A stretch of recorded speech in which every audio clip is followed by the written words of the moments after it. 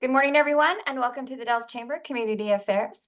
This is our forum in which we do every week, beginning at 7 and ending at 8, that we welcome different organizations, different leaders, city, county, state, and federal representatives for us. But we don't just stick to politics and legislation. We also want all of our community partners and organizations to be informing us of what's happening. And so today we have Nichole with NORCOR. I will introduce her in just a moment.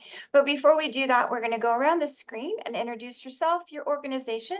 And if you promise to keep it super, super short, you can say something about your organization or what is happening. Otherwise, put that information into the chat and we can all grab that before we get off today. And so with that, I'm going to start with Phil Brady. Oh, okay. Okay, Phil Brady, Wasco County Commissioner. A couple of things going on.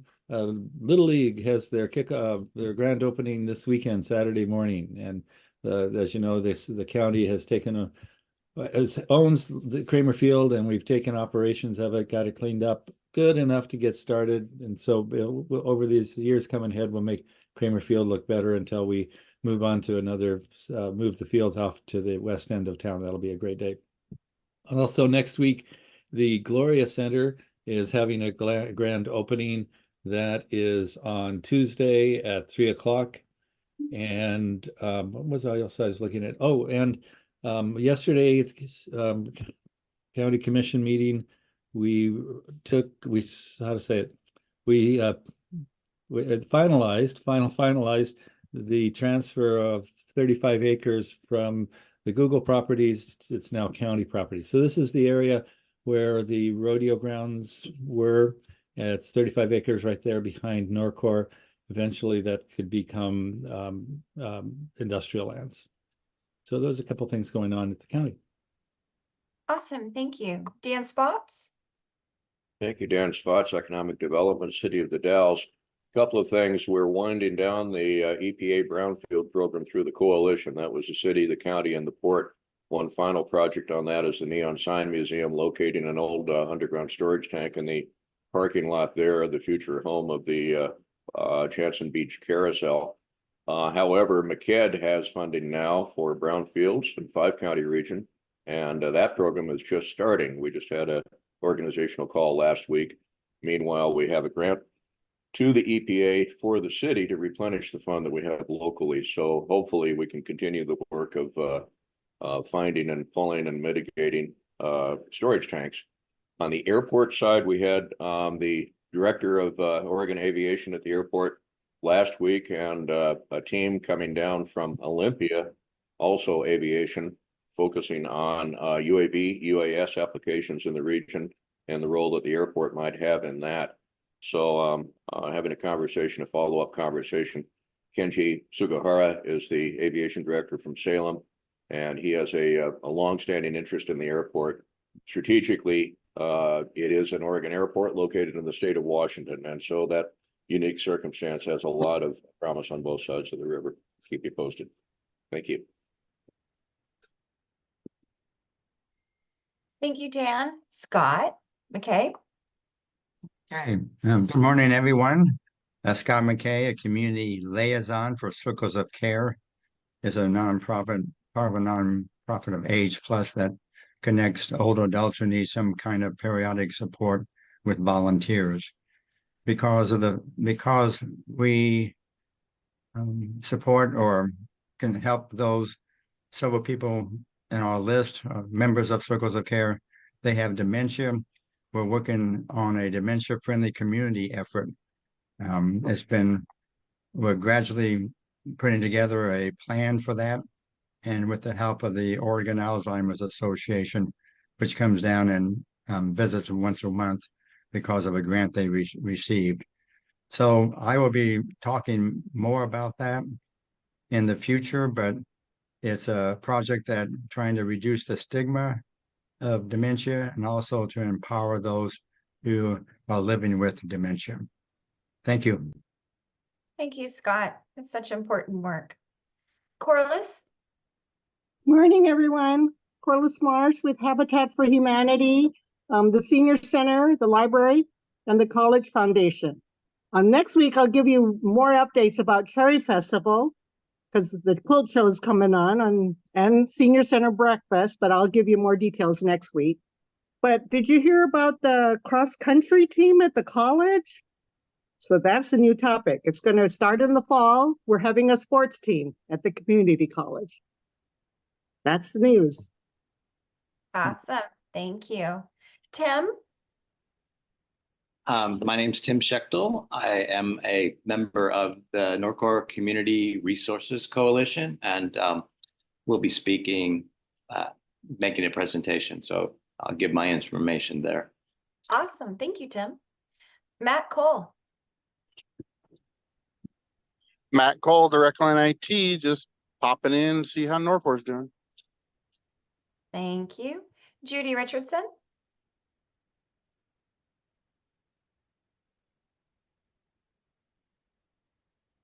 I know she's on just audio. There you go. Sorry, Lisa, it's actually Dan Richardson Oh. listening. Good morning. And the buttons were not quite in the right place. Dan Richardson here, listening in with the Dalles City Council. One little bit of news is that despite a very competitive hiring environment, our police department continues to attract and field new recruits. Yesterday, we had a swearing in for our newest one, which is obviously really good news for us. On the maybe mixed news side, one thing City Council has done, I'm proud of because I've kind of helped push to make this happen, is that we have started setting goals for ourselves, for our city, to help guide the budget process, which starts a little bit later this month. And as part of that goal setting, it means essentially taking on some more work. So not just sitting and waiting for things to happen, but trying to guide conditions and things for our town and get a little bit ahead of the ball in some things. That means more work. That means more work sessions. And we were supposed to have one yesterday about our water master plan. So really thinking long-term about some really critical infrastructure.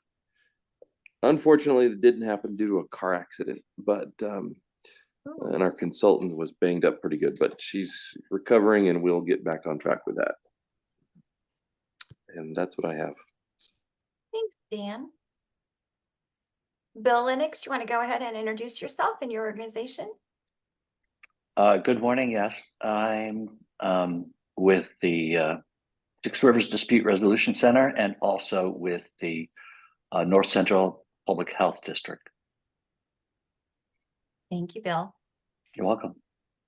All right, with that, yes, I'm the chamber. I already put my stuff in the chat because it is all things Cherry right now. But we also have all those things that need to happen before Cherry Festival can even be here, and it's only a short time away. So the biggest thing and need that we have is businesses to sign up for the items that we have that will focus on businesses. Also, we're going to need some volunteers. So I put that up there. I will put our phone number just in case you know someone, or our email, so that way you guys have it. And with that, I'm going to let Nichole take over and let's hear what she has to say. And welcome, Nichole. Thank you so much for taking time today. Thank you. I appreciate it. Good to see very familiar faces on here. So thanks for joining this morning. My apologies about color. I don't have a light right here that brings a lot to my face. I know it's a little bit dark. But today just kind of wanted to give you an update on NORCOR, just our change in our organizational structure. And I do have some slides to share, so I do want to bring those up. All right. Everyone can see that just fine, I imagine. Yes, Okay. we can. Awesome. All right. So just really quickly, I'm sure the majority of you and actually most of you on this call probably know a lot more of the history than I currently do. But I just as a brief recap, NORCOR began with a vote from the citizens for a bond approval in 1997, and then final construction was completed in 1999. So NORCOR's been around for a while now. We are a co-located adult corrections and juvenile detention facility, which is essentially an intergovernmental agreement between the 4 counties here locally. So Wasco, Hood River, Sherman, and Gilliam counties. We do also have additional contracts with other local counties in Washington and Oregon. We also have contracts with the U.S. Marshals on a federal level as well.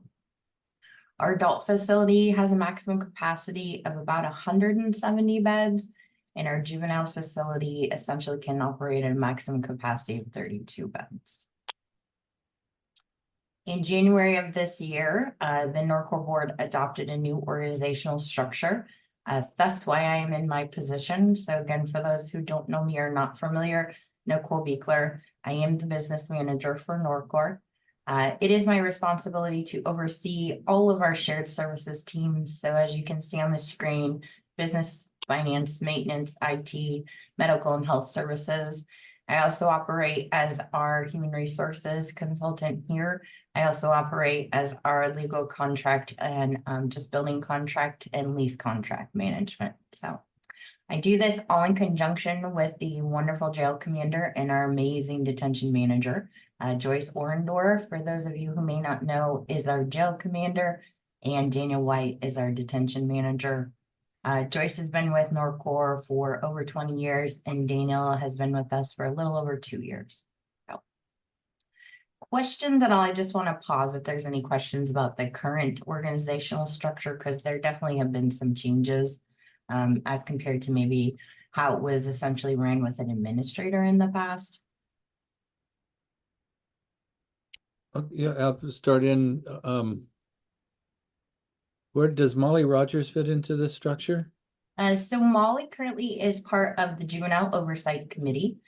So she has actually stepped out of her role that she actually shared with Sheriff Lowry for the last 5 years. So she's no longer in a authority responsibility level position as far as day-to-day decision making, but she is now currently part of the Juvenile Oversight Committee, which acts as a mentor to our detention manager. How about Dan Lindhorst? So Dan Lindhorst is completely retired. Welcome, really? and I think he is very appreciative of that. But Dan has actually, Tim will probably talk about this, or Corliss, Dan has actually joined our coalition. So it's nice to have that expertise there too. Good. Congratulations on his retirement. I didn't know that. Thank you. Yeah. And then I would just add on the flip side, we do now have the Sheriff Oversight Committee as well. So again, as a mentor and advisor for Jail Commander Joyce. All right. Those are familiar with the NORCOR board. We are governed by our one individual of each of the commissioners from each of our 4 counties, as well as Sherman County, who has a judge representing, Judge Joe DeBalskis. Our board chairman right now is Scott Hagee with Wasco County. We also have Commissioner Pat Shannon, who acts as our treasurer from Gilliam County, and Commissioner Ed Weathers from Hood River County. And then as far as the Sheriff's Oversight Committee, I'm sure you're probably all familiar with the 4 sheriffs that represent us. Again, we have Sheriff Gary Bentoncourt from Gilliam County, Sheriff Matt English from Hood River County, who is actually currently acting as the chair for the Sheriff's Oversight Committee. Sheriff Brad Lowry from Sherman County, as we discussed, and then Sheriff Lane McGill from Wasco County. In addition to the Juvenile Oversight Committee, and kind of back to the question in regards to Molly, this is where her mentorship and advisory experience comes into play. And our current chair of that committee is Amber DeGrange from Sherman County. Also representation from Amy Nation of Gilliam County and Robbie Johnson from Hood River County. So I wanted to talk a little bit about just the Community Resource Coalition and the work that was done prior to me coming on board. And so I will hand it off to Tim to talk a little bit about just the culmination of the coalition and how that came to be. Thanks, Nichole. Let's see where to start. So NCRC is, I would say, I'll use the acronym or the comparison to, it is a child born in conflict. So the last time I spoke at a governmental affairs lunch or breakfast, we were actually eating breakfast. I missed that, but during the time period from 2017 to mid-year in 2020, quite a sizable number of local folks, including myself, challenged NORCOR regarding the use of our facility in our region to basically assist the Immigrations and Customs Enforcement, federal enforcement of immigration law. That conflict lasted, it began in a boardroom in 2017 and lasted until August 20th of 2020, when the board unanimously canceled the contract that they had with Immigration and Customs Enforcement, a subcontractor called Geo Group, who operates the Northwest Detention Center in Tacoma, Washington. So NORCOR officially ended a contract that we alleged that they were in violation of the Oregon Sanctuary Law, which prohibits organizations in our state from utilizing state funds to enforce federal law. So during that, we spent a lot of time out on the street. Members of the local community filed a lawsuit against NORCOR for various violations. And with the passage of House Bill 3265, it became basically a stronger version of the sanctuary law. In fact, it was called the sanctuary, let's see. Anyway, it was renamed and became much more apparent that it was no longer within the jurisdiction of Oregon to enforce the immigration laws of the federal government. So at that point, or even a little bit before that point where the contract was canceled, we were in the boardroom. We were there advising as independent community members, not really affiliated with our group handle at that moment. We built relationships with everyone on the board and operating NORCOR, jail commanders, juvenile detention managers, the staff. So we actually were born because of a charter that was created for NORCOR about 20 years before, actually stipulated that the board create and maintain a Citizens Advisory Council. And Molly Rogers, bless her heart, was the one that brought that original charter into a board meeting and said, we were mandated to create this entity of community input, and we never did it. So we asked that be fulfilled and created. So this is how NORCOR Community Resources Coalition came to be. So our primary function right now began with helping the administration make a shift in the management structure.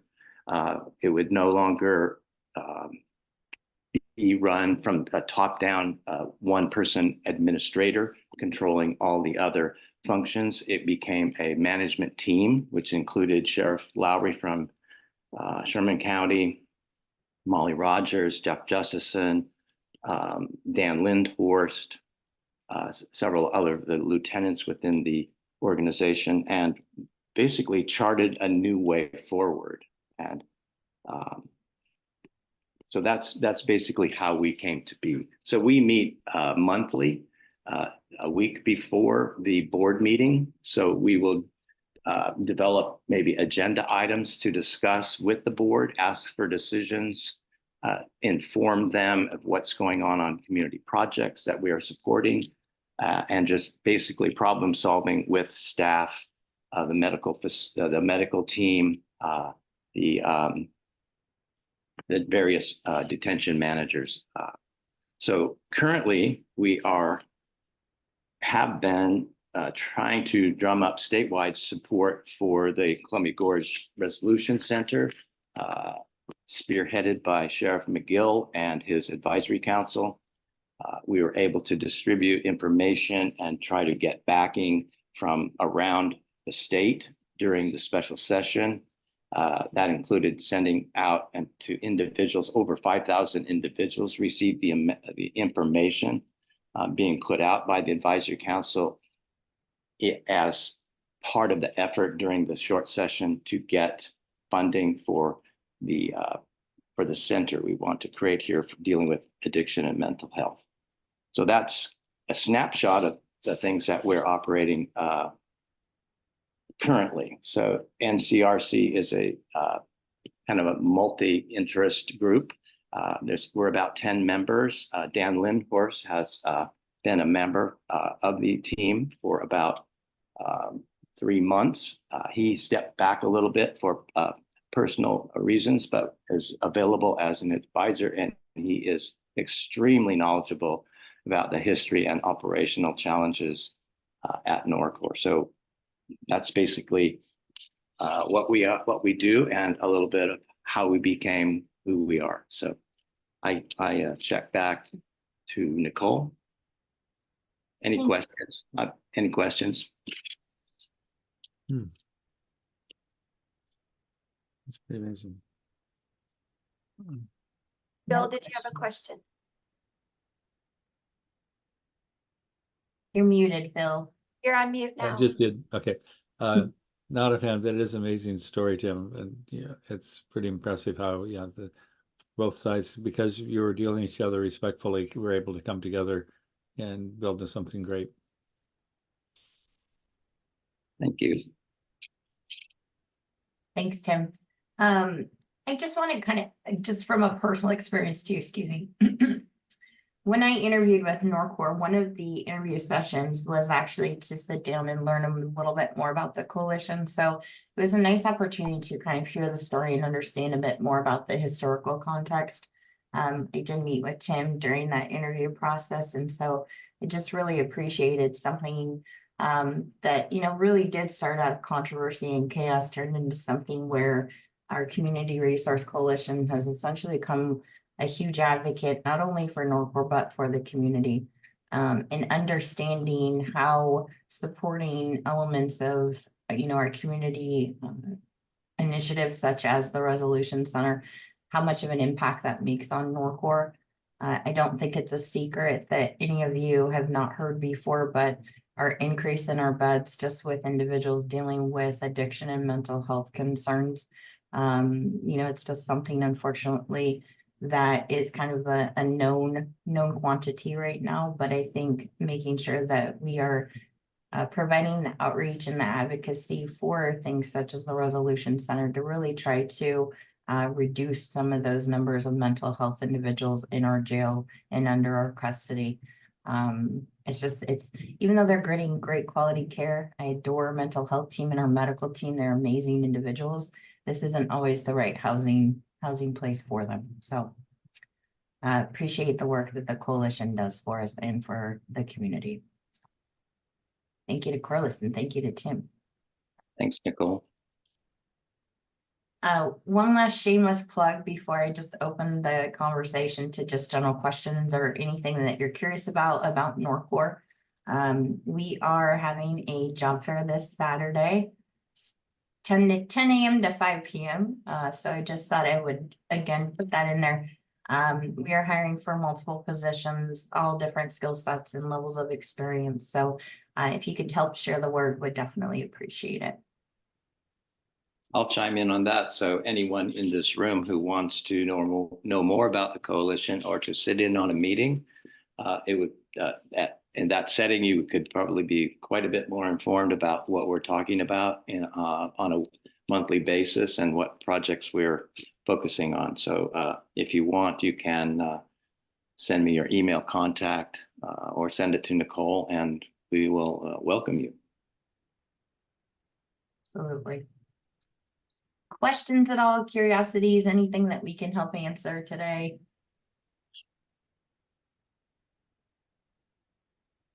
So there's always lots of things that the community can do to support our partners that do different things in our community. What is one thing, Nichole, from you, besides sharing the job fair, which we're doing? Yes. What is something the community can do to help you?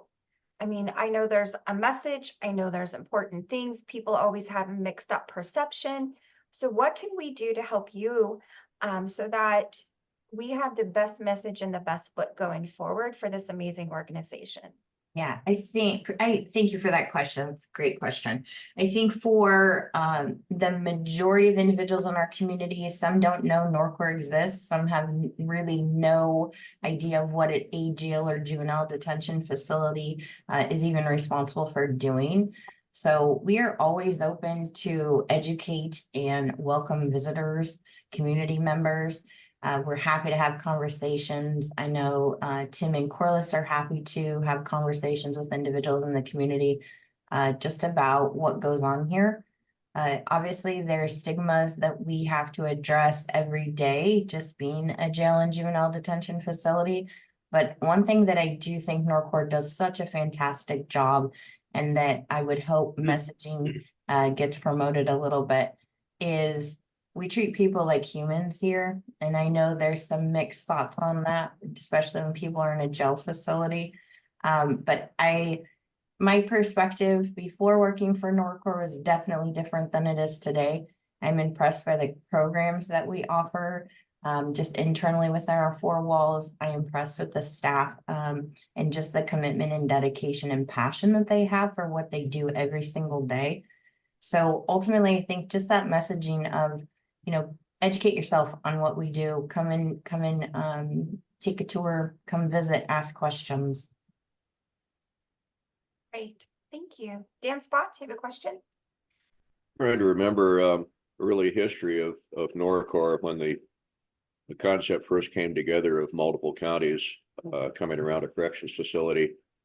I seem to recall that Klickitat County was part of that discussion at least, and I'm curious as to whether there's any whether that might go back into the equation or any outreach that direction. Yeah, so I think you have all probably heard kind of what's going on with Klickitat County right now. Oh yeah. We are still in conversations with the commissioners and the administrator from Klickitat County. There's definitely potential that they could come on board with NORCOR. They would not come on board necessarily as an additional partner, so we wouldn't move to a 5-county model, but they would come on as additional contracts similar to what we have with Benton County, U.S. Marshals. And so at this time, I know things are paused. They do need to discuss internally which direction they need to take and kind of work out some of the logistical things. Obviously, I think you can imagine from being an Oregon-based jail system to a Washington-based jail system, some of the regulatory compliance is a little bit different. And so again, we need to work out some of those logistical things before we decide whether or not we enter into a contract.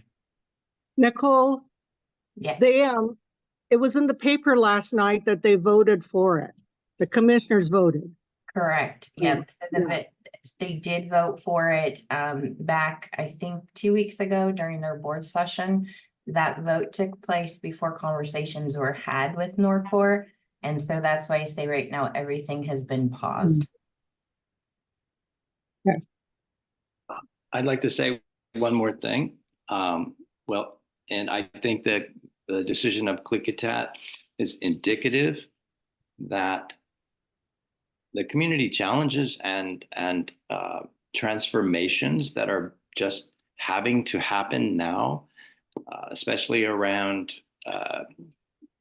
criminal behavior, drug addiction,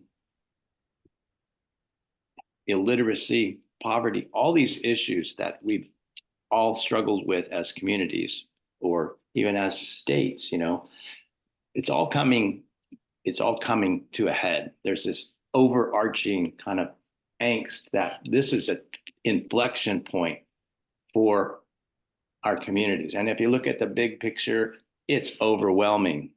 But if you stay small and you keep your work to scale, that is how we become more effective of dealing with this. And talking with Dan Lindhorst, a tremendous resource and historical resource, is saying what has happened,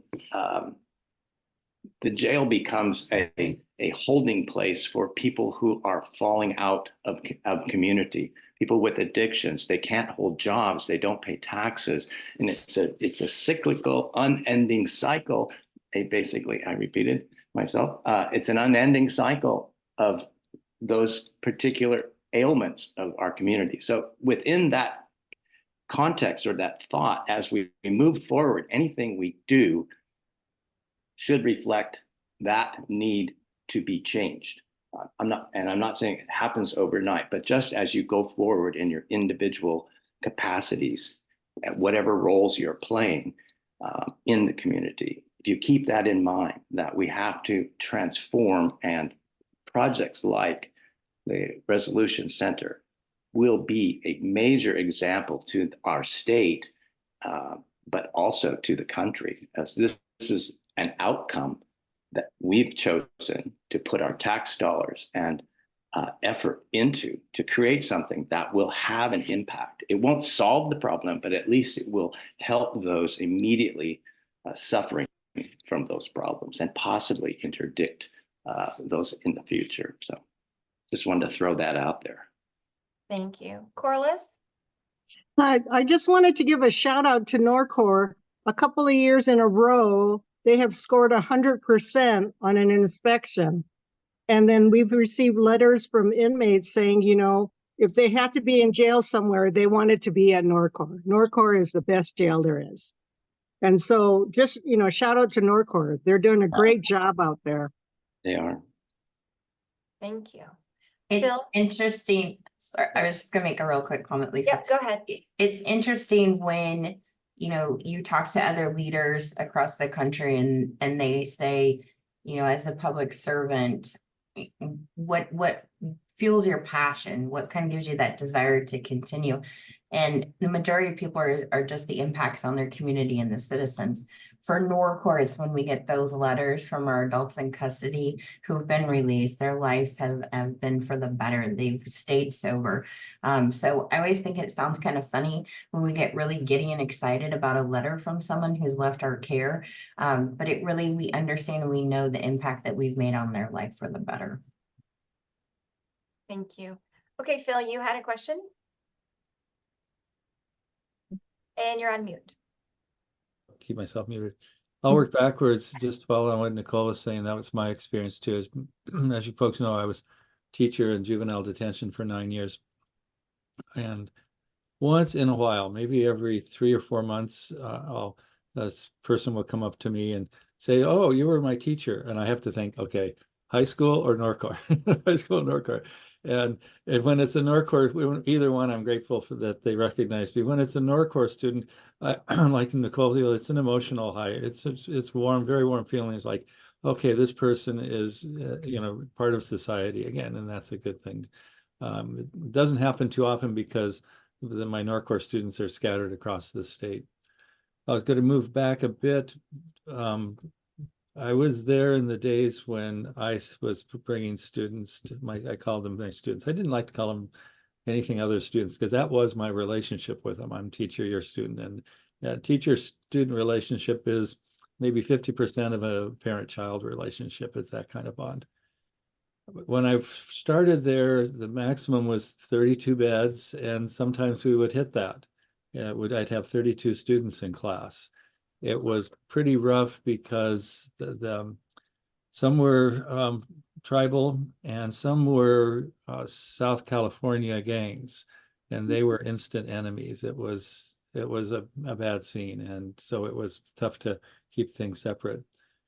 When, thanks to the work of the NCRC moving away from the ICE contracts, that's settled things down. And then I could just move to one classroom rule, which was We treat each other with respect. Respect means that if you're crossing the line, respect. If you're doing a put down, the put down looks like saying something funny about somebody else. And I was able to work for years with just that one discipline rule. It was pretty amazing that carried well. So it is a good place, a good thing for people to want to be in jail at NORCOR, because once in a while I would have, the heartbreaking thing was when I'd have students come back. And they would come back because when they got out, their home situation, their community situation pulled them right back into drugs. And so I could say sometimes, like, you've come to a place where people care about you. Battery low. And that was honest. Thanks, Phil. Scott, you have a question? Questions. One is going back to what Phil was saying. Do you keep track of the recidivism rate? And then the other is the relationship between jails and prisons. And the third is, when I was a county commissioner, there's always discussion of what type of criminal activity would put you in jail compared to community service. And just some thoughts on that, on those three questions. Sure. Yeah, so the first question, as far as recidivism, we do keep track of that, but actually who does a fantastic job of tracking that is our Fritz Bachman, who is the community corrections probation for Wasco County. Just because he's obviously seen people as they're transitioning away. And so ultimately, yes, if you're interested in information, I can get that for you, or you can reach out to Fritz directly, but he has just great statistical data on all of that. And sorry, Scott, I don't have numbers off the top of my head with me this morning, just as far kind of what we're looking at. But yeah, that definitely, it's tracked, because we need to know that we're making an impact. So secondly, jail versus a prison. Simplest explanation of that is just the length and duration of time that people are serving for the crimes that they're serving time for. So we really, typically, we will not house someone over a year, 2 years max, depending on sentencing requirements from the courts. So ultimately, the length of stay at NORCOR is typically about 13 to 14 days for most individuals. So again, just kind of that difference, whereas your prisons, those are really just more long-term, higher level crimes where people are serving just extended lengths of time for whatever crimes they've committed. So that's the easiest explanation. And then thirdly, as far as just the level of crimes where people are coming in, you know, it's variable. I think many of you are probably familiar with some of the impacts of the changes of Senate Bill 48. So essentially that really kind of changed the sentencing and how sentencing comes down from the courts. So for example, let's say someone is convicted and booked for burglary. Ultimately, depending on whether or not that's their first crime that they've ever been charged with, they could actually come in, be booked and released within the same day.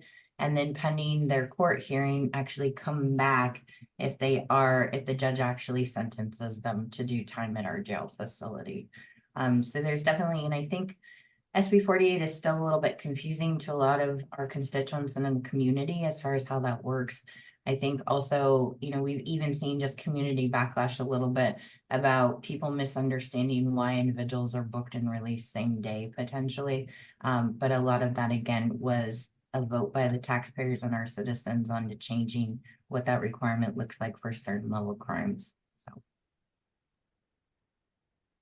I have a question. I was curious. This is Bill. What's the capacity and how is NORCOR handling the amount of inmates now? I mean, where are you in terms of capacity, I guess? Sure. Yeah. So I think, again, Bill, just as a reminder, 170 is kind of total capacity for the jail side for us, for the adult facility. Well, we usually hover about 140, 150 on a daily basis. And again, that's individuals from multiple counties, just U.S. Marshal contracts, local individuals. Right now, I will say we're probably still, I think today we're probably about 145 maybe. Ultimately, I think it's manageable. We're used to it. We've hovered around that number for so long, that's just something we're comfortable with.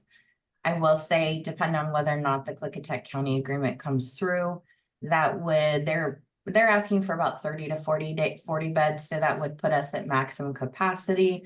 Obviously, again, from a logistical perspective, there's things we need to look at as far as additional staffing, and just the costs associated with having those additional 30 to 40 individuals under our care. I have one other question, if I may. Years ago, I mean, there's always been an issue about funding and some disputes between different counties having to do with their fair share. And I was just curious, and I'm sorry, I'm behind the loop on some of this information, but where does that stand, and how are those relationships moving forward or not? Can I tell you next week? No. So I've had 3 conversations this week so far with 3 of my county commissioners. I think like anything, everything's negotiable as far as ultimately what overhead and what costs are, operating costs, that sort of thing. You know, at the end of the day, NORCOR is a business. At the end of the day, Wasco County, Hood River County, they're all businesses. And we have to do what's best to make sure we can maintain our operations and just the agreement between the 4 counties. But yeah, I mean, ultimately right now we're headed into budget, and we're asking for a certain percentage, and we will see kind of where we go from there. So okay, sorry, very well. Very well said. Very diplomatic. Thank you. I'll follow up a little bit more on your question, Bill. We didn't talk about the juvenile facility, and Daniel White updated us last week that the juvenile capacity is about 2/3. So we're at about 24. There is a portion of the juvenile facility that could increase that easily to 32. That's the capacity. So we're looking at revenue source, or he's looking at a revenue source at what would it look like if those 2 that last third of the capacity was filled, and that's being discussed right now. So the contracts that Juvenile has more capacity for more contracts. So I think just thank you for that, Tim. I will piggyback a little bit more on that also. Primarily on the juvenile side, we do house male juveniles. There's some restrictions just with some of our OYA contracts about housing female juveniles. And so as we move forward, looking at where we can maximize capacity in certain things, we have to be really cognizant of how our contracts are structured. And essentially, again, just cohabitational housing has always been a challenge. Thank you. Dan, do you still have a question? You had your hand raised. Oh, kind of, you know, Nicole's mention of the policy issues across the state, Clickitat County, complicating things. There are so many discussions around different topics that nevertheless share the same constraints. Childcare certainly comes to mind. Our effort to renovate the old middle school. Clickitat County, this came up in a work session of the Clickitat County Board of Commissioners, and one of the commissioners called out that effort and said, you know, can we find better ways to cooperate across the state line? I think we have the same situation in terms of NORCOR. The conversation I'm having with Oregon Aviation, a call next week, is going to be on the idea of an economic zone, some sort of a joint economic zone. Couldn't we have some sort of a joint social services zone across the state line? You know, we've chipped away at that. The college, with aviation training taking place at Dalles Port, it took Oregon legislation to make that happen. But we've got lawmakers on both sides of the river now who at least are sometimes talking with each other, and maybe that could form the basis for some sort of a legislative working group to drive this forward. I'll have a call next week with Oregon Aviation again and Kenji to explore that topic, but I'm wondering if maybe we could use that as a launching pad and push some of these issues where you have to have an economy of scale. certainly that's going to be the issue on the child care center. Can we get support from Clickahaw County to help operate that? Same principle with NORCOR. If Clickahaw County were to contribute financially, makes sense. It's just right across the river. It's the same issues. But, you know, and I'm a Clickahaw County resident now, so I've got a vested interest over here. But I really see the sense of building upon that bi-state cooperation wherever we have the opportunity. You get it. I'm talking too much, but throw me headed. Thanks. Great, Dan. Thank you. Phil, you have another question? Yes, I'd like to circle back to the resolution center, and Tim, if you can help me, but Nichole,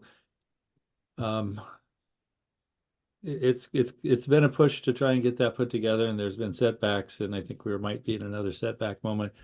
But if we get to a point where, okay, we've got to go and we can build a resolution center, we have staffing, what would be the connections or relationship between NORCOR and the resolution center? Well, my understanding from talking at length with Sheriff McGill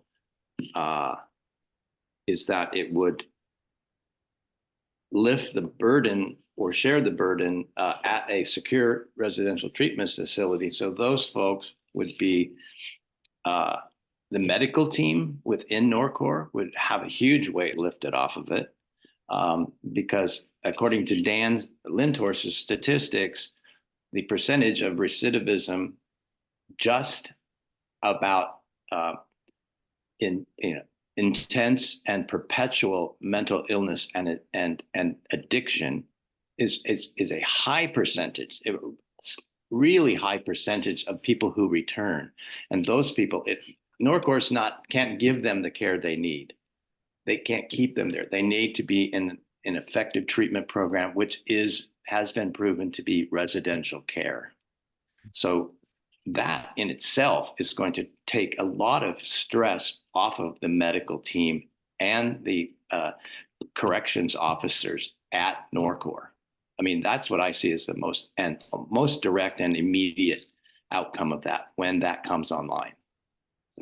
I would add too that ultimately, I think the idea of the resolution center is just that proactive approach to ensure that, you know, people that shouldn't necessarily be here. We all know houselessness is not a crime. But also we all know that at times houseless people also have severe trauma, severe drug addiction. Is NORCOR the right place for them? Not necessarily. So I think, again, just kind of limiting some of that burden that's placed on our staff. And also, I think just from, again, just a proactive approach to trying to get people the resources they need without slapping their hand from a criminal perspective. So I think that's from so it's a diversion, which is great. I agree with that. This will be appropriate and best for the people being served. From a management point of view, then it sounds like there's going to be quite a bit of separation. That the management team at NORCOR is not going to be managing the people working at the resolution center. No. Yeah. And I just want to point out too, I think we have, as far as a regional example, if we can pull this together, we have three things working simultaneously. And the one that we didn't talk about is Kenny LaPointe's annex. Mm-hmm. If you put that, the Gloria Center and the CGRC and those services together, we can impact this as a region, but the roadmap provided to other counties immediately in the state of Oregon who are suffering from the same problems. Think of that as good news that we can share out. In fact, I'm going to a statewide meeting of a rural organizing project in Woodburn on Saturday, and I'm going to present this story from what we're doing here. And people are seriously interested in, it's like, how do you do that? How did you pull that off? We just did it. I mean, or we're going to do it. I know there's some roadblocks on the resolution center, but I always go back to what Lane McGill said. There's plenty of money out there. It's just the political will that we need to get it. So I'll have to end there. I have to leave very shortly, and it's been a pleasure being able to share with you and be in front of you and receive your questions. And I hope we can do this again. Thank you. Thank you, Thanks, Tim. Tim. Appreciate it. See you now. As following, thank you, Tim. It's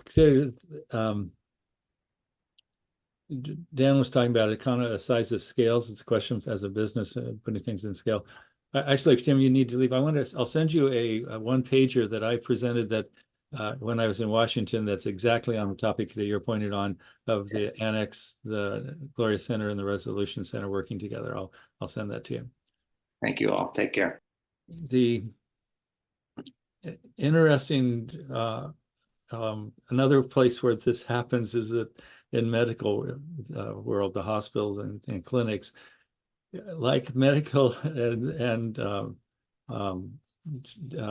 jails, basically, we want to have as few people there as possible, but then we need to be able to finance and run the systems, and so that requires enough people there to get enough income to finance. So it's always, we're pushing, trying to put ourselves out of business is the goal. It's a hard balance.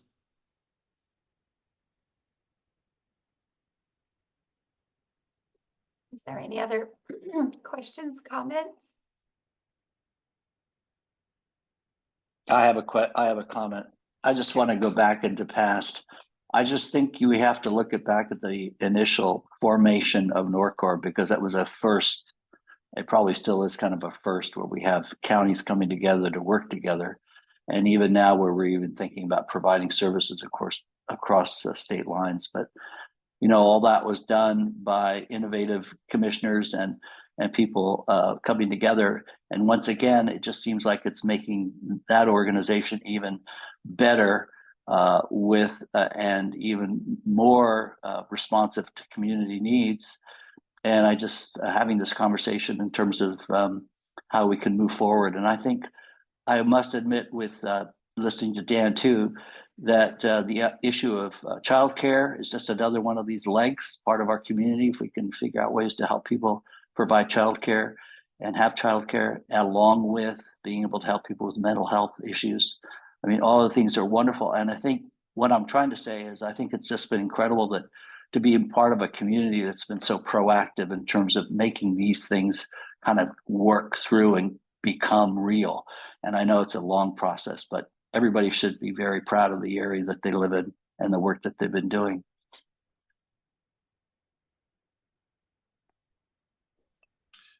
Does somebody have Tim Schechtel's email address? I don't see it in my. I can send it to you, Phil. Okay. Just drop it into chat. That'll be great. Sure. This is Dan Richardson. I'm going to pop in for just 1 second and make a comment, if y'all will bear with me. So in looking at my personal journal, I see that exactly a year ago, yesterday, we had the very large and somewhat contentious public forum at the Discovery Center that was occasioned by people being upset about the annex and sort of homelessness in general. And someone mentioned that the other day to me in person, and I was able to remind them that this particular person who was talking with me and many of the other folks downtown had been really upset that there were efforts, specifically the annex, but also the Gloria Center. And I reminded him of how wound up they had gotten at this forum, at other places, and how lucky we are to have some of the people in our community working on these very difficult issues. A year ago at that forum, I was thinking Kenny LaPointe, Sheriff McGill, and Police Chief Worthy. We are fortunate in the Dalles to have had people, including obviously some on this morning here today, work through what could be just seen as intractable or insolvable issues and yet have moved forward. And I just want to take a moment to appreciate that. We're headed in the right direction because of some good work by a lot of folks. And it's easy to forget that not long ago it seemed hopeless or negative, or that the world was coming apart in some people's views. And it's like, no, steady on, steady on. So anyway, a year ago.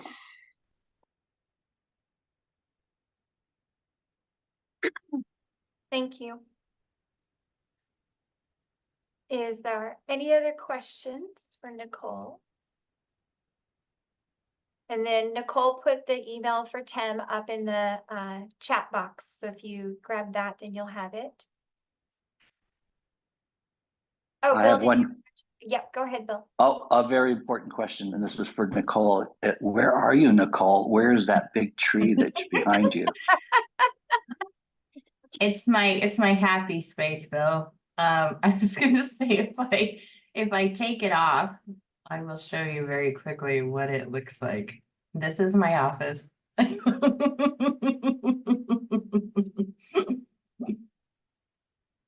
Yes, we all have those in our background. So, but with that, it's almost 8 o'clock. Nichole, thank you so much. And then please extend a big thank you to Tim for taking time out this morning and just being transparent and what the progress and what those different things and changes. It's always got change going, but please also keep me in mind if I can help extend your story, your footprint. We can tell those different things to help people understand the perception and the needed services that NORCOR provides. Also, what that means for our community to have a partner like you guys here. So thank you so much for taking the time this morning. And I hope all of you have a fantastic day. Yes, everything is happening. There's a ton of stuff going on. Please check our community calendar on the website. And if you don't see your event that you're doing, all you have to do is to go fill out, submit your event, and it'll be there.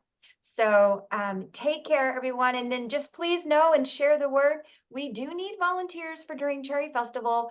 And that means starting next week, not just on the festival itself. So it takes a village to put on this event. It does bring about 20,000 people to the downtown over 3 days. And right now our percentages that we're showing or amounts is about 8,000 of those are outside of our zip code. So that does bring people in our downtown who helps support our businesses and enjoys the activities of these family fun events. So please encourage, help, support, and at least stand there and wave at everybody in the parade on Saturday. So I'll take care and have a great day. Thank you all. Thanks.